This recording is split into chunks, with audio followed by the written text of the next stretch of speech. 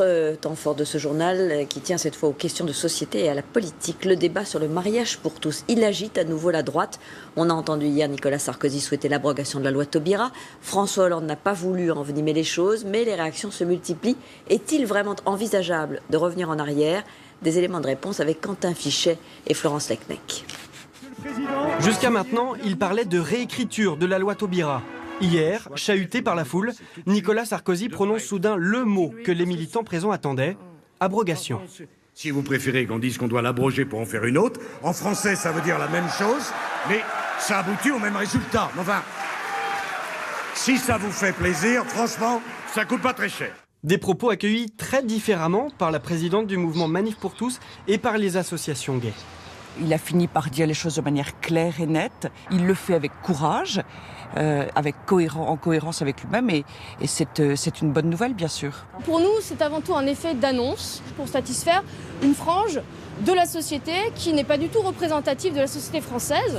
Deuxième suggestion de l'ancien président de la République, des mariages différents en fonction de l'orientation sexuelle. La gauche pense que la différence est une injustice. Donc on les fait passer dans une institution profondément hétérosexuelle, qui est l'institution du mariage. Moi je crois à la différence, je veux un mariage pour les homosexuels, un mariage pour les hétérosexuels, qui tiennent compte justement de la différence. Avocats et juristes s'écharpent sur la faisabilité de ces propositions. Pour ce spécialiste de la Constitution, deux mariages, c'est possible. Sur le fond, on peut parfaitement prévoir deux régimes différents. On n'est pas du tout obligé d'avoir exactement le même régime pour le mariage hétérosexuel ou le mariage homosexuel. La question est de savoir si on peut les appeler de la même façon ou pas. En 2007 déjà, le candidat Sarkozy avait proposé un contrat d'union civile pour les homosexuels. Il ne l'a finalement jamais mis en place. Et c'est une question qui continue en tout cas de susciter de multiples prises de position à droite. Principalement, François Fillon, par exemple, ne souhaite pas l'abrogation de la loi Taubira, mais une relecture, notamment sur l'adoption. On l'écoute. Il y a deux points sur lesquels on doit réécrire les choses pour les préciser et dans un deuxième cas l'interdire purement et simplement, c'est l'adoption. Et le deuxième cas, c'est évidemment le recours à la gestation pour autrui. Et on rappelle qu'Alain Juppé, lui, s'était nettement démarqué de ses positions, notamment celle de Nicolas Sarkozy, dans Les Inrecuptibles, en expliquant qu'on ne démarrerait pas les homosexuels. Après mûre réflexion, je suis favorable à l'adoption par un couple de même sexe, a-t-il dit. Et pour être tout à fait complet, Ségolène Royal, ce soir, estime que l'abrogation du mariage homosexuel ne se fera jamais. Beaucoup de réactions. Christophe Jacubizine, c'est une question qui, en tout cas, avait déjà suscité des débats à gauche, voire des divisions. On avait entendu Manuel Valls. Elle est maintenant sujet de querelle à droite. Les hommes politiques, en tout cas, n'ont pas fini d'en parler, alors que l'opinion, elle, a fait plutôt son chemin.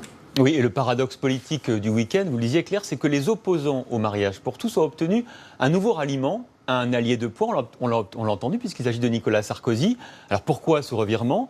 Bien sûr, le combat pour la présidence de l'UMP que mène Nicolas Sarkozy se joue certainement sur un électorat plus conservateur, plus politisé. Mais quand même, soyons honnêtes, Nicolas Sarkozy n'a rien à craindre, ni de Bruno Le Maire et encore moins d'Hervé Mariton.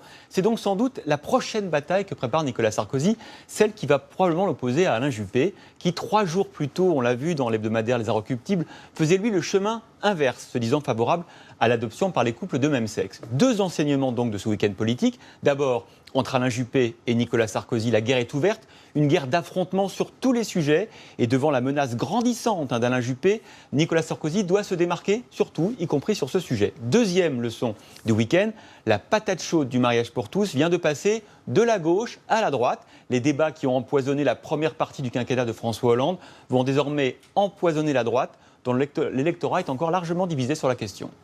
Merci beaucoup Christophe Jacubizine. Autre question.